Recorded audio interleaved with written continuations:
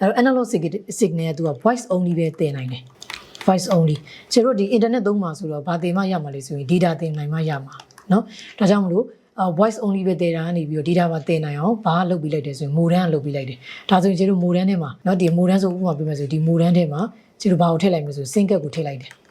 single ကိုအဲ့ single ကိုကျပြီးဖြည့်လိုက်တယ်ပေါ့နော်အဲ့ single ကိုကျဝယ်တဲ့အခါမှာတစ်လအောင်မှာ1000ခွဲလို့ဘာလို့ပေါ့နော်ဒီဖုန်းပေနဲ့ဒီ internet သုံးမယ်ဆိုမှစင်မပြေဘူးပေါ့နော်ဒါကြောင့် modem တွေကိုထည့်ပြီးသုံးလိုက်တယ်ဟိုအရင်တော့ကျတို့ဒီ ID ကိုစလို့တော့လွန်ခဲ့တဲ့ဒီ10နှစ်17နှစ်လောက်တုန်းကဘာကိုသုံးလဲဆိုအားလုံးကဒီ fiber connection မရှိဘူးဒါဘာကိုသုံးရလဲဆို ADSL ကိုသုံးရတယ် ADSL ဆိုဖုန်းလိုင်းကနေ internet ရအောင်လုပ်တာကိုယ့်အိမ်မှာဒီကျိုးဖုန်းလေးပေါ့နော်ဒါတချို့ဒါဒီ exchange ရုံးကနေပြီးတော့ဒီဖုန်းတိုင်ကနေပြီးတော့ဒီ E1 line လေးပေါ့နော်ရောက်လာတယ်ရောက်လာပြီကိုယ့်ရဲ့ဒီကျိုးဖုန်းလေးကိုမထည့်သေးဘူး splitter ထဲကိုထည့်လိုက်တယ်အဲဒီ splitter ကဘာလုပ်ပြီးလဲဆိုရင်အဝင်တစ်လိုင်းဝင်ပြီးတော့နှစ်ခုပြန်ခွဲတယ်ဒါကတယ်လီဖုန်းဒါကဖုန်းကိုပြန်သွားတယ်ဒါတော့တချို့ modem ထဲကိုလာတယ် modem ထဲမှာဘာလဲဆိုရင် RG11 ပါတယ် RG11 ဆိုတာဖုန်းကြီးကိုပြောတာအဲ့ဘာပြန်ထွက်လဲဆို RG45 ပြန်ထွက်တယ် RG45 ကတော့တချို့နောက်ပိုင်းအောင်သင်ရမယ်လောဆယ်မှတ်ထားဖို့က network ချိတ်တဲ့အခါမှာသုံးတဲ့ cableပေါ့ပေါ့နော်ပေါ့လို့မှတ်ထားမယ်ဒီကနေကြိုးပြန်ထုတ်လိုက်တယ်ဆိုရင်ဒီတို့ဒီအိမ်ထဲမှာရှိနေတဲ့ router ပေါ့နော်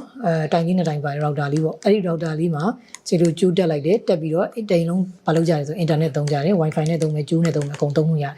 ဒါရင်းတော့ဖြစ်ခဲ့တဲ့ technology ပေါ့နော်